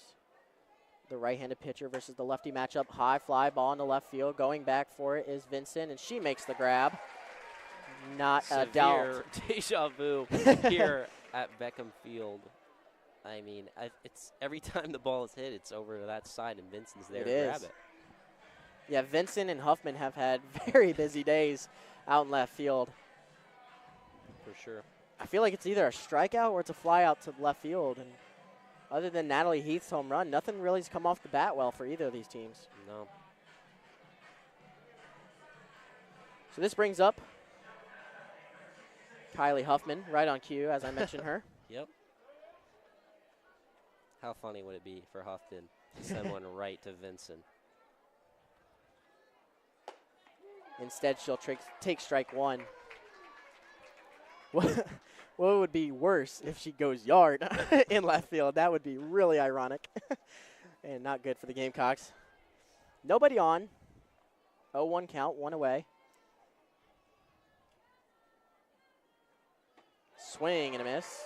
Had to hold my breath there. Now I'm a little worried. 0-2 count. And you would expect Huffman to get something on one of these pitches. She was one of the 6 hits yesterday for Texas Tech. Has a single today as well. She's 1 for 1. Grounder, very slow dribble to shortstop, coming up to make the grab and getting her in time. What a great play by Brooke Blankenship. Had to really attack that ball, and she got it out quickly to get the out at first. Wow. What a play from Blankenship. Like, kind of off balance as well when making that throw. And she was deep in the infield. She was out near the grass. Had to really run up and sidearm that one to first. She made that one look a whole lot easier than one earlier that Stellar's almost bobbled. So now Mahia Davis is back up. She's 1 for 2 with a single. This one's fouled back. And takes a big bounce off the net and comes back into play. I feel like you should be able to play that. Yeah, like a catch. Yeah, that'd be fun. It's got to be like the banana ball rules, where if a fan catches a foul ball, they're out. Banana ball is crazy. It is. What is that? It's baseball, but it is nuts. It's the Savannah Bananas. They go on tour. They're basically like the baseball version of the Harlem Globetrotters. Okay, I've heard of them, but they're pretty fun to watch, but it is it was called banana quite ball. confusing. Banana ball rules. Ball one there, so it's a 1-1 count. So you said if a fan catches a foul ball, they're out. Yeah. What if they drop it? Then it's just a foul ball. Okay. If it's caught cleanly, and that's why a lot of people bring their gloves to the ballpark. They do that for MLB, NCAA, whatever. But if you catch it cleanly, it's an out. Okay. It's crazy. Banana ball's wild, yeah. man. I don't think I've sat down and watched a full game, but I've seen highlights of it. It's intriguing for sure. Here's the 1-2 with 2 outs. Swing and a miss, strike 3. Sam Gress standing tall in the circle, and she's fired up. And the Gamecocks continue to lead 1-0 as we head into the bottom of the 6th, as a Gamecocks chant breaks out in Beckham Field. And this is like what I was saying earlier, Austin. As it gets closer and closer to the end of this game, it's going to be harder for Texas Tech to claw back, because now they only have 1 inning to do so. Sam Gress gets her second strikeout of the day. That adds to the 3 she had yesterday. So 5 in just about 5 innings pitched. Pretty consistent if you ask me. And Kennedy is back out on the circle. So they're putting their trust in their go-to starter. With all those crazy stats we rattled off at the beginning of the broadcast. You were mentioning how maybe Kennedy wouldn't play in this inning, but is still out there. So props to her, especially coming off of an injury. It's very impressive to play this many innings. Yeah, she took a minute last inning to kind of, maybe stretch it out, loosen it up. Again, I'm not entirely sure what it is that's bothering her, because softball is very dynamic when it comes to pitching. It could have been a hamstring, it could have been her arm, because they do the whole winding motion. Yeah. So unsure what it was. They weren't really looking at anything. She wasn't like pointing to anything. I think she was just taking a minute. But she looked good in the warm-ups there, and she's ready to pitch to Quincy Lilio. So we're back to the top of the lineup here in the bottom of the 6th. Wordplay there. Yeah. Could potentially be the last at-bat for South Carolina's offense, as there are only 7 innings in softball, which is great, by the way. I love 7 innings. That's a good number. Yeah, because baseball feels like it lingers. It does. Really it does, especially those final last innings. And then because like, if softball goes to extra innings, it's not terribly long. But baseball in general, everything just feels very quick here. Obviously, the smaller field, as Lilio takes strike 1. It's a 1-1 count now. Baseball just seems to take forever. And they have sped it up a little bit. They've got the pitch clock out there, both in softball and baseball now. So they fly through it a little quicker than they used to, as there's a fly ball right out to Huffman. And the woman of the hour, Huffman and Vinson. Those two have been very busy today, as that was going to be opposite field for Lilio. But she flies out to open up the bottom of the 6th. Carly Shelton, the number 33, second baseman. She's 0 for 2 so far today, but has a .351 average.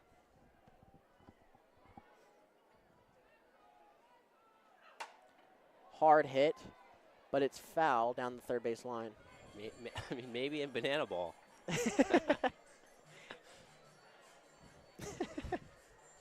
I got. Now that we've talked about it, I got to go watch one of their games. I know they travel around like the Harlem Globetrotters. I thought that they were just like a minor league team. I didn't know it was like a whole different sport. Grounder to short, and it gets under the glove of Tony. Tony tried to play it with the backhand instead of getting her body in front of it. Well, and the repercussions of that is it gets to left field, and it's a single for Carly Shelton. Well, I mentioned that earlier in the game, Austin, how errors don't come by very often here for Texas Tech, with 8 players before this game having a perfect fielding percentage. But yeah, that's kind of the first one we've seen all weekend. Even last night, they didn't really commit any errors. As that's strike 1 on Ella Chansey, who's also 0 for 2 today. But Carolina very much so in the driver's seat now. Or, yeah, I think that's the... Yeah, no, you're right. In the driver's seat. Yeah. Say it with enough confidence, you'll fool anybody. A bunt. Oh, that was worst case scenario for Ella Chansey. A bunt that turns into a fly out. It was going foul, but coming up to make the play was Lauren Allred. Yeah, hit the top of the bat, made that one pop up. And so now there's 2 away with a runner on first, and it's Lexi Winters now batting. Looking to change her luck. She's 0 for 2 tonight. She struck out in the 2nd and flied out in the 4th. Now Kennedy talking to her catcher. Archibald thought about coming out to talk to her, but Kennedy says, nope, I'm good. I'm ready to deliver. She's had a good inning, other than that error, which wasn't her fault. It's been pretty solid for her. You wouldn't know something was wrong. You just reminded me of that Colin Cowherd clip. LeBron, we're good. We've got Ben Simmons. Ben Simmons takes, freezing cold take. 0-1 on the swing and a miss. You can stay, but we're good. We'll take Ben Simmons. You think he thinks about that? Like, you think he thinks about that clip? Like, he goes to bed at night? Like, what was I thinking? That's your Roman Empire. Yeah. He's got to just be haunted by that. Foul tip. Valdez catches it. It's an 0-2 count now with 2 away.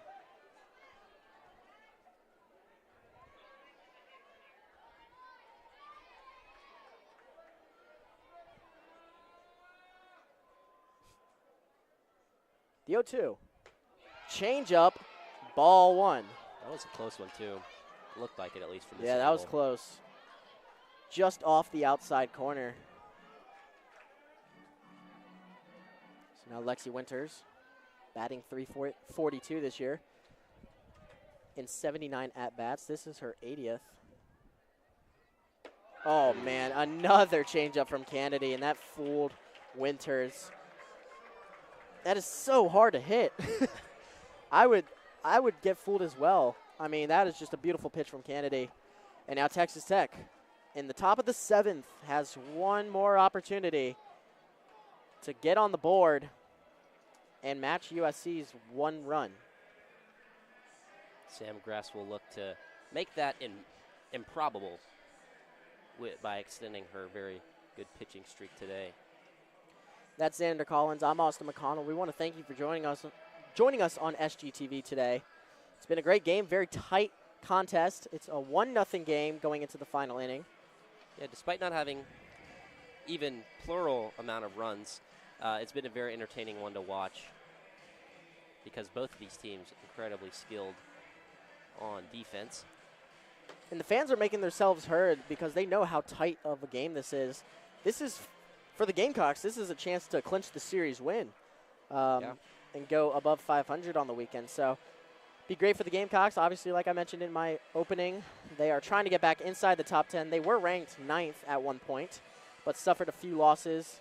It was on a 5-game losing streak before winning 2 more against Georgia, winning the midweek matchup this week, and then beating Texas Tech last night. So currently on a 4-game win streak. Looking to advance it one more today with a series win on top of it. That's just the cherry on top. I mean, with how Sam Grass is playing, it's looking likely that they'll extend that winning streak. But, of course, the Red Raiders up at bat now, and we'll try everything that they can to make sure that this game isn't over after this inning. Well, Haley Toney's going to look to make up for the error that last inning she made at shortstop by leading off in the bottom of the 6th, or the top of the 7th, excuse me. She bats second in the lineup, so this is the meat of the Texas Tech lineup. These are the big bats, so we'll see how Sam Grass handles it as she delivers the first pitch of the inning, and it's a changeup. Strike 1. There's that chess match you're talking about.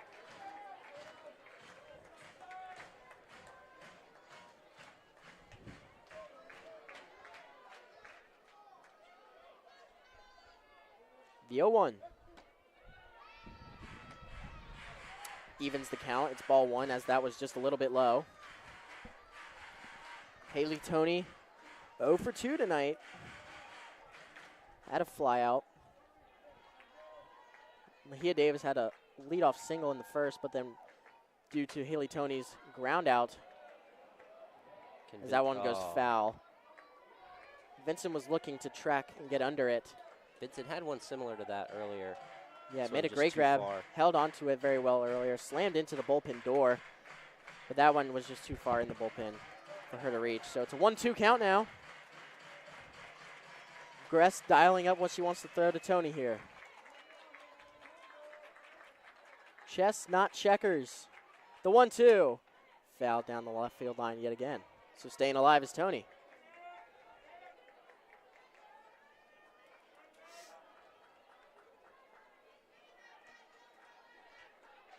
Brooke Blankenship took the ball from the foul territory, gave it to Gress, handed it to her instead of throwing it to her, giving her props.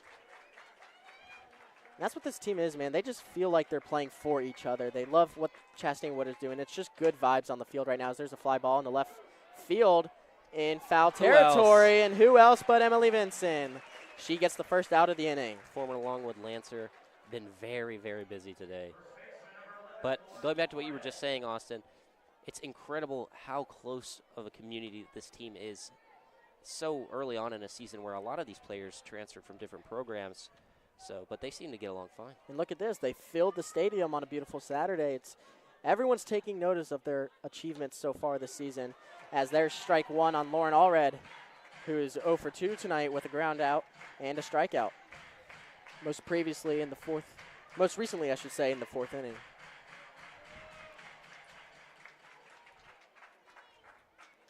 So here's the 0-1. Change up in the dirt. 1-1 count. 1 out, nobody on. In the top of the 7th. Last call for Texas Tech. They're looking to do something today. Haven't had much offensive production yesterday. Not much today either. As there's a ball outside from Sam Gress. It's 2-1.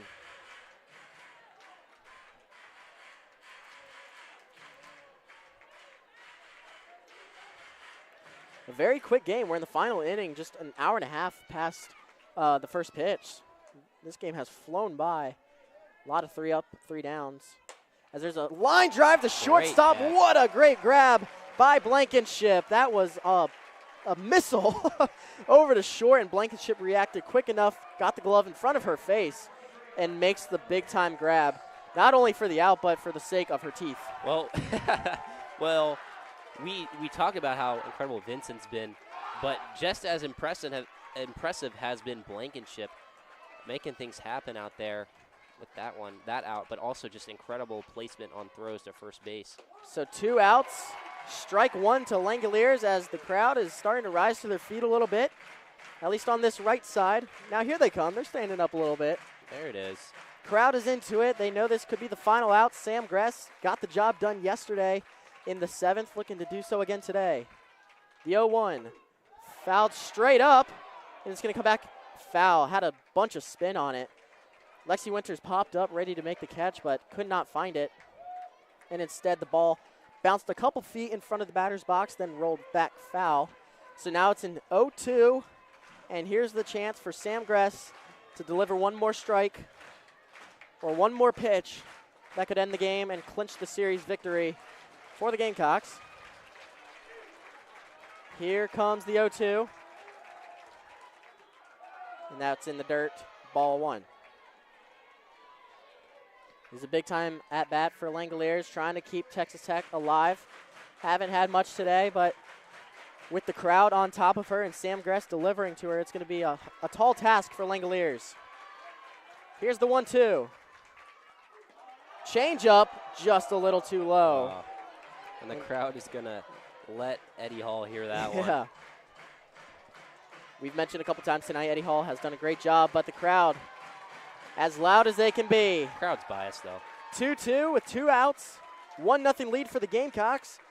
Here's the pitch from Gress. Grounder down the left field line. Foul. Thank goodness, because that was getting to the wall had it stayed fair. A strong swing from Langoliers. And you can just feel the energy inside Carolina Softball Stadium. It's palpable right now, as the crowd is very much into it. Lots of phones out videoing. 2-2 count with 2 outs. Still a 1-0 game. Nobody on. Here is the delivery. And chopped towards second base. Tough play to make. Throw to first. Not in time. Just beating it out was Langoliers. And so she keeps Texas Tech alive with a runner on first. Very small margins keeping this game going. Maybe a half a second before, the game would have been over. But incredible job for Langoliers to get on base there. Yeah, it was like a step away, as Chastain Woodard's talking to the home plate umpire, Eddie Hall, and they're going to challenge this, I believe. Why not? I mean, Yeah. if you have one in your back pocket, might as well use it. Because if you get it right, the game's over. Yeah. We'll see what the decision is here in a minute. So it'll be close. We had a couple of these yesterday at first base where it was within a half step. We'll see who's on the right side of this one. This could be game altering and literally game ending, depending how it goes. They're showing it on the video board now. If they play it. Here comes the slow-mo video. Sticking the right leg out. Ball comes into the frame. And it looks like Texas Tech will have a runner on first. As it was close. Again, a half step, but Tammy Cooper got it right. good speed there from Langoliers. Like Zander mentioned, Tammy Cooper did a great job at first base today. Does another good call there. And this was a quick review, so I assume nothing's going to change here. They should say call confirmed. Runner safe at first.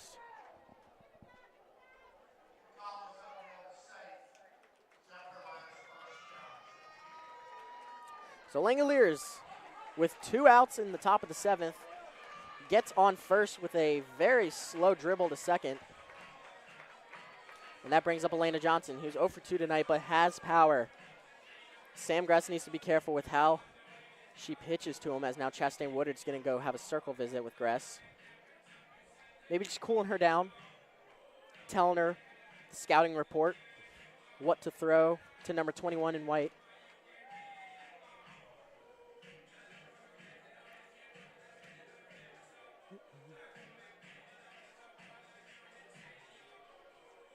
Elena Johnson has 20 RBIs and 4 home runs this season from Summit, Mississippi, transferred from Washington.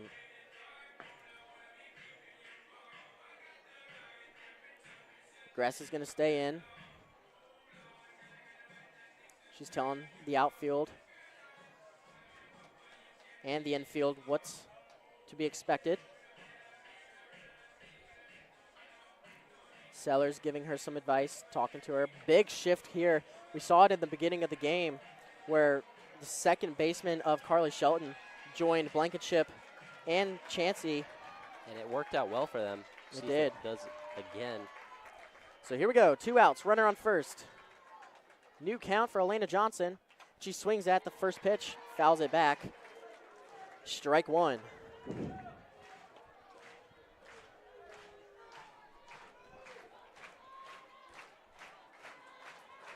Crowd getting the energy back into it, supporting Sam Gress and the Gamecocks.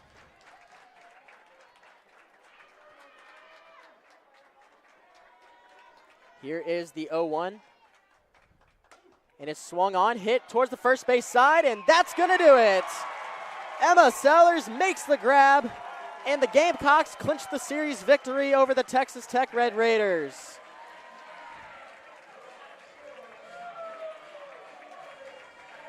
So Sam Gress and Joey Hurd put together another masterpiece in the circle, and another great defensive effort from the Gamecocks today. Secures the victory, and that's their 4th in a row. Another close one, too, but like you said, a defensive effort that is applaudable from the Gamecocks. No errors. Nope. And just they get things done here in Columbia at Beckham Field against a very, very good Texas Tech side. And we knew it was going to be a rubber match today with Kennedy on the other side for Texas Tech. South Carolina had 1 hit today, and that was Natalie Heath's lone run, which was a home run to left field. So a very close game, 1-0 most of the way through. But the Gamecocks are going to salute their fans and sing the alma mater here on Beckham Field. But we want to thank you for joining us here on SGTV for coverage of NCAA softball. My name's Austin McConnell. Alongside Zander Collins, we want to thank you for joining us here today, and don't miss tomorrow's action at 12 p.m., where the Texas Tech Red Raiders will face off with the Gamecocks one final time before heading back to the Big 12. So long from Beckham Field, everybody.